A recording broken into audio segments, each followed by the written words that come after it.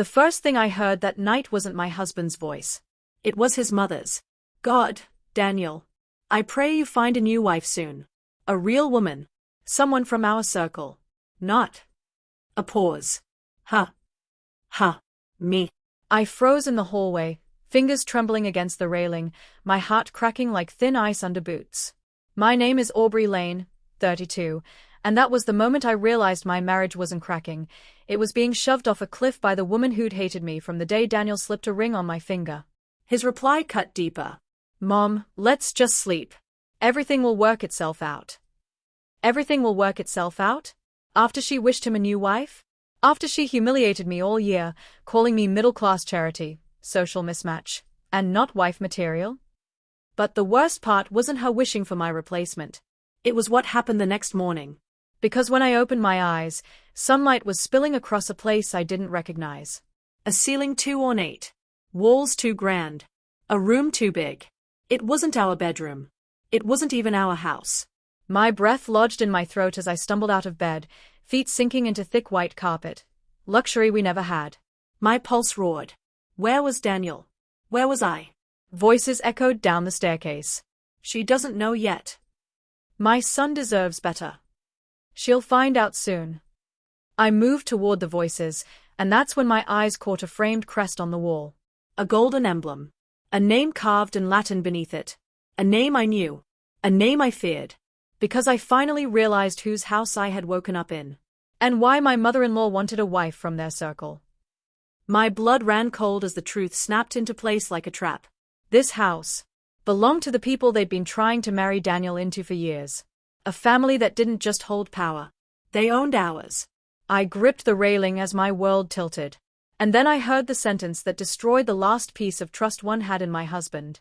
She'll be gone by tonight. My vision blurred. But what they didn't know, not yet, was that this house had a secret. One they had forgotten. One tied to me. And when I opened the wrong door at the end of the hall, I found it. The door creaked as I pushed it open, half expecting someone inside. Instead, what I found stopped my breath cold. A study. Massive. Mahogany walls. Ancient books. And on the far side, a portrait so large it dominated the entire room. A woman. Young. Elegant. Her eyes were sharp, defiant, almost alive. And beneath her portrait, engraved in gold, Amelia Hartwell, founder. The same last name carved on the crest in the hallway. My mother-in-law's circle. I stepped closer, pulled as if something inside me recognized her. Same cheekbones. Same dark hair. Same eyes? My heart hammered against my ribs. No. Impossible. But as I leaned in, the world tilted again, because a familiar necklace hung on the painted woman's throat. A necklace I had worn my entire childhood. A necklace my late father said was old family history and never explained. My fingers lifted instinctively to my own neck. The same pendant. The same emblem. The same Hartwell crest. A wave of heat and disbelief crashed through me. My throat tightened as puzzle pieces clicked rapidly into place. I wasn't in the house of strangers. I was standing inside the estate of the family I had been born from, a lineage my father hid from me. Before I could process it, the door slammed behind me. I jumped. Daniel stood there, jaw tight, eyes guilty. Aubrey, you weren't supposed to find this room. My voice shook. Why? Why am I here? Why was your mother praying for a new wife in your arms last night? He closed his eyes. We were waiting for the right time to talk to you. Talk to me about what? I snapped. He swallowed hard. My mother arranged a match with the Hartwells. With her daughter. The family wants our marriage annulled quietly. Then softer. You weren't supposed to wake up here. Not before the signatures. The world blurred. So you brought me to their estate to hand me over like, what? A mistake? A burden? He didn't answer. That silence was my answer. But then, a new voice sliced through the tension. I see she found the portrait. We turned. Standing in the doorway was a tall, silver-haired man wearing a tailored charcoal suit. His stare locked onto my necklace. Then his voice dropped, stunned. Aubrey? Daniel stiffened. Uncle Theodore, this isn't. The man ignored him and stepped closer. You're Amelia's granddaughter. Daniel paled. His mother-in-law's plan. Their plan had just collided with a truth none of them saw coming. They had brought me into a house I actually had a rightful claim to. Theodore's next words changed everything. Child, this estate belongs to you. Silence dropped like a stone. Daniel's face drained of color. My hands trembled against my sides. Theodore, this tall, commanding man whose presence filled the room, looked at me as if a ghost had just walked in wearing my skin. I swallowed hard. What do you mean, it belongs to me? He stepped forward slowly, studying every detail of my face. When Amelia disappeared, the estate was left under trust. It was meant for her only child. But the child was never found. My pulse pounded. My grandmother disappeared. Daniel snapped out of his shock. This is ridiculous. My mother brought us here because the Hartwells were ready to finalize the proposal. She, Aubrey, has nothing to do with this. Theodore's eyes sharpened. You dare raise your voice in a house you do not own? Then, calmly, to me, your father, he left the family 2 decades ago. We never knew why. He vanished with his daughter. You. My breath hitched. My father hid me. He nodded. And now I see why. If Amelia's child were ever found, every alliance built on that fortune would collapse. Too many people wanted you gone before you were even born. Daniel stepped between us, panic creeping into his voice. This is insane. She can't be the heir. She doesn't even know the family. But Theodore smiled faintly. She carries Amelia's pendant. The original crest. Only one exists. I touched the pendant at my throat, suddenly heavier, hotter, like it had been waiting. Then why, I whispered, was I brought here? Daniel hesitated. And that hesitation was the slap. His voice cracked. My mom said, if the Hartwells approved the divorce quietly, our family would get the partnership contract.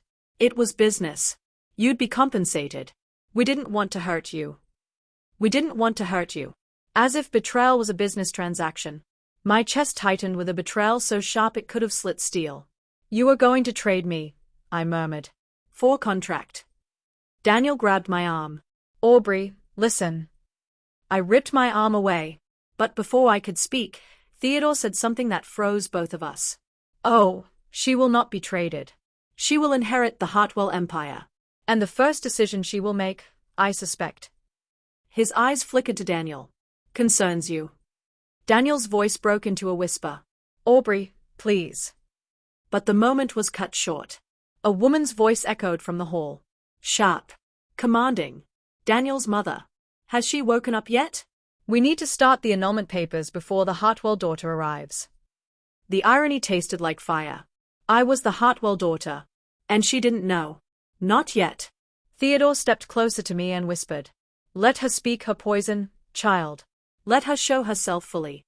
Because once she does, this house, and its power, will be yours to command. I straightened as the footsteps approached. My mother-in-law turned the corner, confident, dismissive, victorious. Until she saw me standing beside Theodore. Her smile vanished like someone blew out a candle. And then Theodore said, with quiet thunder, Mrs. Collins, allow me to introduce the rightful heir of this estate. Her face went white. But I wasn't done. Not even close. For a full 3 seconds, my mother-in-law didn't breathe. Her perfect posture buckled. Her eyes darted from Theodore, to me, to the pendant at my neck, and back again. What kind of joke is this? Theodore didn't blink. This is Amelia Hartwell's granddaughter. The air thinned.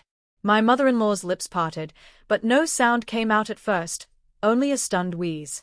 Daniel stepped forward, desperate. Mom, wait, this is all a misunderstanding. Aubrey just stumbled into. No. Theodore's voice cut clean through him. She stumbled back into her inheritance. Something you all tried to use against her. My mother-in-law finally found her words. She can't be the heir. She's nobody. She came from nothing. I felt something inside me shift. A silent click. A door unlocking. I lifted my chin. No. I came from a family my father protected me from. A family you tried to barter me against. Her face hardened. You have no idea what this world requires. The Hartwells aren't just wealthy, they are powerful. Strategic. Educated. You don't belong here. Funny. That was exactly what she'd told me the day I married her son. Theodore stepped aside, giving me room to speak. Letting me own the moment. So I did. You spent last night praying your son would find a wife from your circle.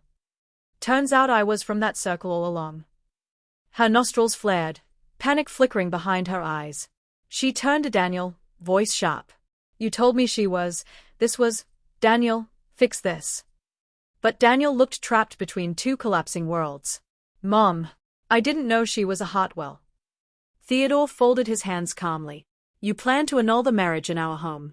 You tried to negotiate with the Hartwell fortune, not realizing the heir you needed was sleeping down the hall. My mother-in-law's mask cracked entirely. We can still fix this, Theodore. She doesn't have the training, she doesn't have the connections. She has something you do not, he replied coldly.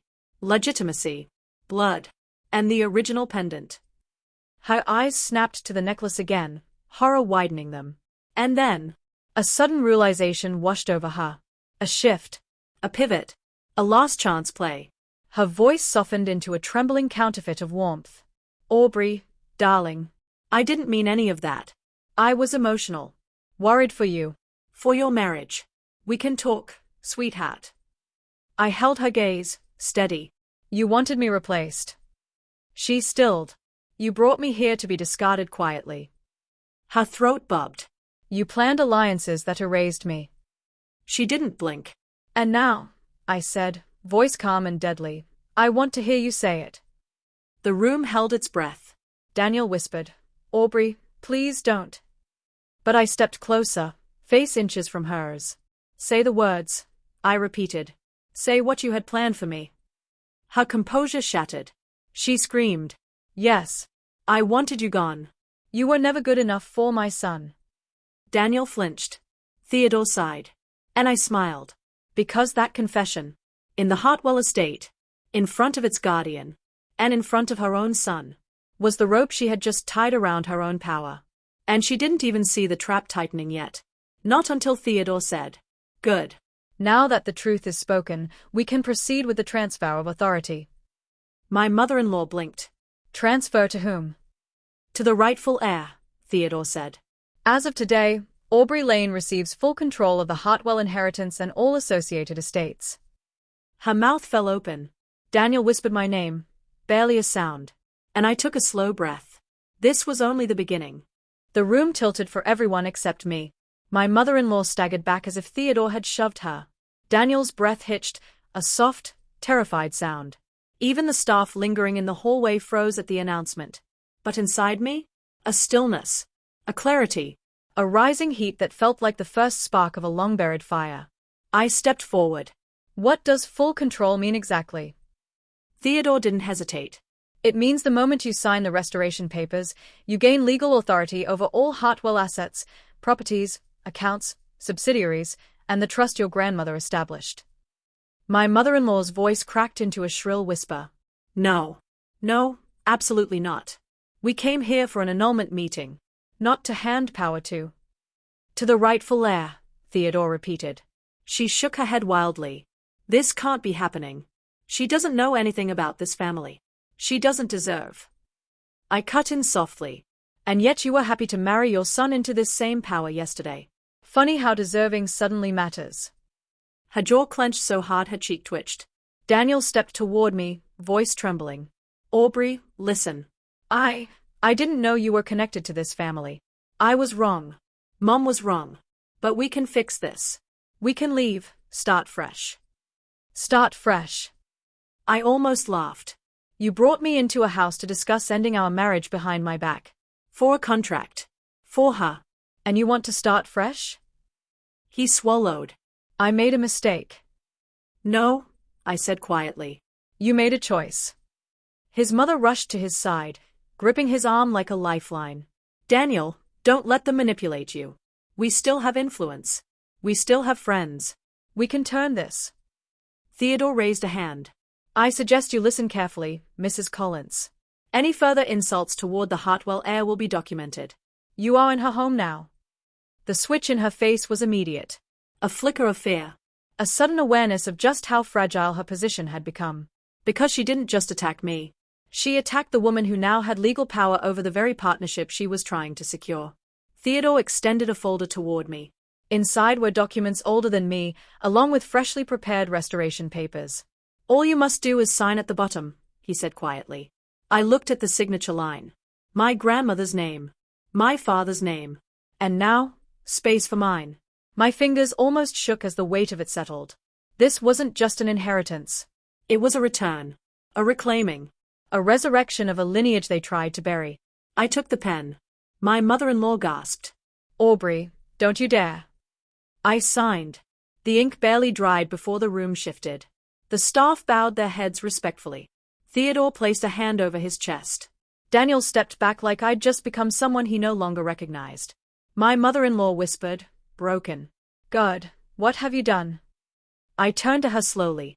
For the first time since I married into this family, I wasn't the outsider scrambling for approval. I was the one holding the power. And there was one question left unanswered. A question that burned, sharp and dangerous. What did you tell the Hartwell family about me? Her face drained. You said their daughter was coming today, I continued.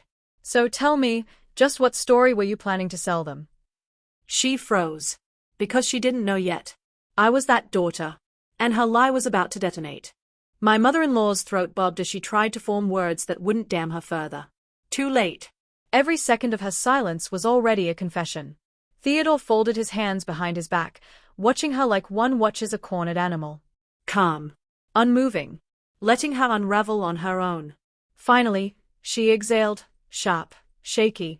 I may have told them. Her voice faltered. That their missing heir was unfit. That she was unstable. Raised poorly. Uneducated in family tradition. A liability. The words hit me like cold needles. I stepped forward slowly. You told them that about me. She flinched. That was before I knew, before anyone knew. Oh, you knew exactly what you were doing. My voice was soft, but the softness carried danger. You tried to poison the very well you planned to drink from. Her breath shuddered. Daniel tried to intervene again, hands out in a desperate plea. Mom, just stop talking. Please. But she couldn't. Years of arrogance, entitlement, and manipulation cracked open all at once. I did what ANY mother would do, she snapped. I was protecting MY's son from being tied to someone with no status. You were nothing. A quiet gasp rippled through the staff in the hallway. Theodore gave me a single nod. I faced her fully. You wanted a wife from your circle, I said, and you didn't realize I was the very center of it. Before she could reply, footsteps echoed down the hallway. Sharp. Confident. Unhurried. A woman appeared in the doorway, tall, poised, dressed in jet-black silk. Her presence was icy, elegant, lethal. She looked like someone who'd been raised to own continents, not rooms. My mother-in-law inhaled sharply. Mrs. Hartwell, she whispered. The room shifted. This was Evelyn Hartwell. Descendant of the oldest branch. Power broker. The woman they had been preparing Daniel to marry into.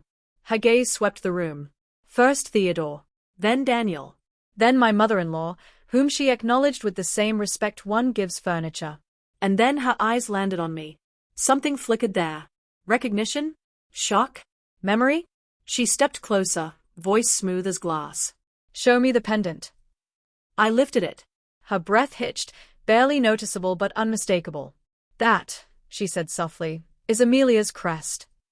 My mother-in-law paled to chalk. This must be a forgery, she sputtered. She's manipulating us. Evelyn raised one hand. The room fell silent instantly. Mrs. Collins, she said calmly, I was informed that the missing heir was mentally fragile, underdeveloped, and unfit to lead. Those were your words, yes. My mother-in-law froze. Evelyn turned her gaze, slow, surgical. And yet the woman standing before me carries my grandmother's features. Her eyes. And the heirloom only Amelia possessed. Her next words sliced cleaner than knives. You have lied to the Hartwell family. Daniel stepped forward, panic flooding his voice. Evelyn, wait, my mother just misunderstood. She ignored him entirely. Then she reached into her coat, pulled out a sealed envelope embossed with gold. Aubrey Lane, she said, this letter was written by your grandmother the week before she disappeared. In it, She named her successor. The room's temperature dropped. She extended the envelope toward me with a small bow. My mother-in-law made a strangled noise. No, no, this can't. I took the envelope. Hands steady. Pulse thunderous. I broke the seal. The letter inside was handwritten. Elegant. Familiar. My dearest grandchild. The world blurred. I was reading the words of a woman I had never met but somehow always felt. And when I reached the final line, I felt my spine straighten, my breath deepen. Because my grandmother had written, "If they ever bring you back to this house, remember, you are not a guest. You are the one they all answer to." I looked up. Evelyn's eyes shone with something close to relief. You are Amelia's blood, she whispered. And by her decree, the head of the Hartwell line. My mother-in-law gasped like someone had stabbed her. Daniel whispered, barely audible. "Aubrey, what happens now?" I folded the letter carefully. "What happens now?" I repeated softly, and my eyes lifted to his mother. "Now, we deal with the consequences." The consequences began before anyone in that room even understood what the word truly meant. My mother-in-law stumbled back a step, her spine no longer rigid with superiority but bent with fear.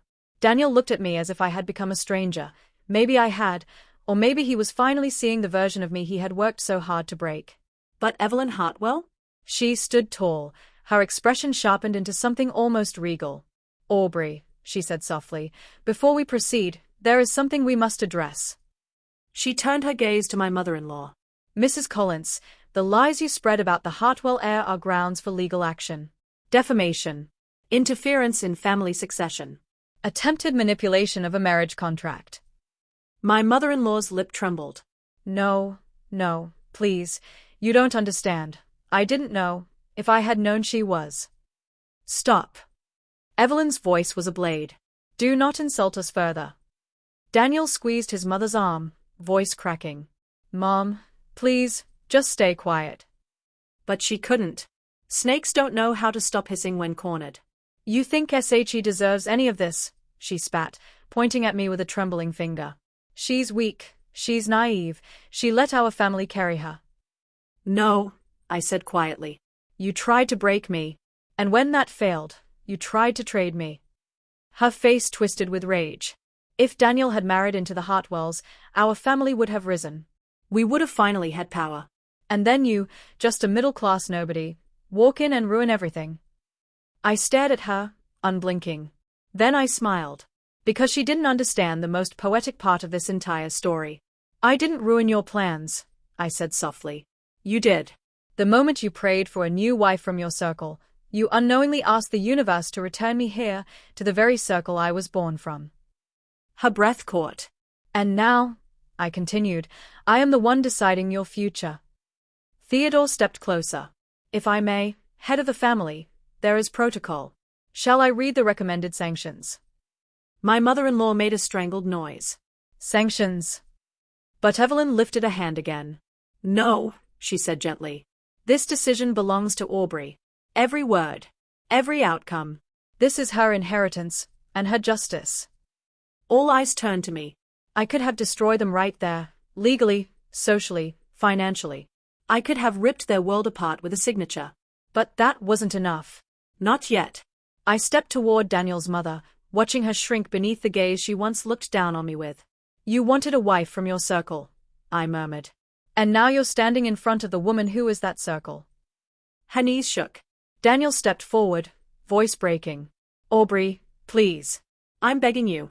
Whatever happens, don't hurt my mother. She didn't know who you were.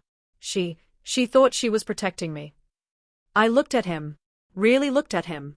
This man. Who let his mother destroy me. Who chose comfort over loyalty. Who let me walk into a house meant to swallow me whole. And I said the words he didn't expect. "I'm not here to hurt her, Daniel." He exhaled in shaky relief. "But I will expose what she did." His relief shattered like glass. "And I will not let you stand beside me while I rebuild a life you tried to discard." His face crumpled. "Aubrey, don't do this." "It's already done," I said softly. "You traded our marriage for a partnership. You traded my dignity for convenience. Now I'm trading you for freedom." Evelyn stepped forward, her voice steady. Then let it be put on record. The Hartwell heir requests immediate dissolution of the Collins-Hartwell negotiations and any marital claims connected to them. Daniel's mother let out a cry that echoed off the marble walls. No. You can't. You can't do this to us. We need this contract. Daniel needs that partnership. You can't take everything. I stepped closer. I haven't taken everything, I whispered. Not yet. She froze. I want one thing first. Her voice barely made it out. What? And with the calmest breath I've ever taken, I said, I want the truth. The real truth. Tell me why you hated me long before you knew who I was. Her eyes widened. Because she knew exactly what I was asking. And she didn't want to say it. But she had no power left to refuse. Her mouth opened. And the truth she had buried, the one that explained everything, finally rose to the surface. My mother-in-law's face hollowed as the question slipped into the air like a blade with no sheath. The truth. Not her polished lies. Not the manipulation she'd spun for years. The real reason she despised me. She opened her mouth, closed it, opened it again. A woman drowning in her own secrets. Aubrey. Her voice trembled. I hated you because you reminded me of someone. The room stilled. Who? I asked quietly. She clutched Daniel's arm as if the admission might rip her apart. Your father. My breath caught. Daniel's eyes widened. What are you talking about, Mom? She shook her head, tears appearing for the first time, not from remorse, but from humiliation. When I was young, the Hartwell family held events, galas, gatherings, and your father was Amelia's rebellious son-in-law. Charming. Talented. Everyone loved him. Every woman loved him. Her voice cracked. I was no one to him. Invisible. Beneath his notice. And I hated how effortlessly he belonged to the world I worshipped. She looked at me with something raw, envy, years old and rotting. And when Daniel brought you home, she whispered, I saw his face in yours. His confidence. His presence. His light. Her jaw clenched. And I felt it all over again, that I would always be second to people like you. It hit me then. Her hatred was never about class. Never about worthiness. Never about my marriage. It was about her own reflection. She was terrified of anyone who reminded her of everything she could never become. I stepped closer, not cruel, not triumphant, just clear. You didn't hate me, I said softly. You hated the part of yourself that knew Daniel deserved better than your bitterness. She crumpled. Daniel looked devastated, betrayal etched across his face. Mom, how could you let this ruin everything? But I wasn't done. Not with justice. Not with truth. I turned to Theodore and Evelyn. I want it on record, I said gently, that no legal action will be taken against Mrs. Collins. Not for defamation. Not for coercion. Not for interference. My mother-in-law looked up in disbelief. But, I continued, she is permanently barred from Hartwell negotiations, events, partnerships, and influence. Her mouth parted, a silent gasp. A lifetime of clawing her way up the social ladder. Ended with one sentence. Evelyn nodded. So it shall be. Daniel stepped forward, voice desperate. Aubrey, please, we can still fix us. Everything that happened, I said, was a lesson. He froze. I reached into the folder Theodore had given me and pulled out the annulment papers they prepared for me behind my back. I placed them in Daniel's hands. His fingers shook violently. Aubrey, no.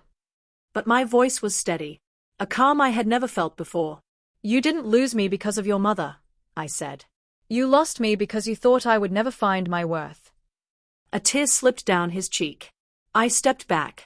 Evelyn placed a formal Hartwell seal in my palm, the sign of leadership. When it touched my skin, something inside me settled. An ancient weight becoming a crown. Theodore bowed his head. Welcome home, Aubrey Hartwell. My mother-in-law sobbed silently. Daniel whispered, I'm sorry, but apologies can't rebuild what betrayal has already burned. I turned toward the grand doorway, looking out across the estate, my estate, the home that had waited for decades for its rightful heir. And as the sunlight poured across the marble floors, I finally spoke the words that concluded the journey they tried so hard to break. I didn't lose a husband today. I reclaimed a legacy. Behind me, their entire world rearranged itself around the truth. And in front of me, a new one opened.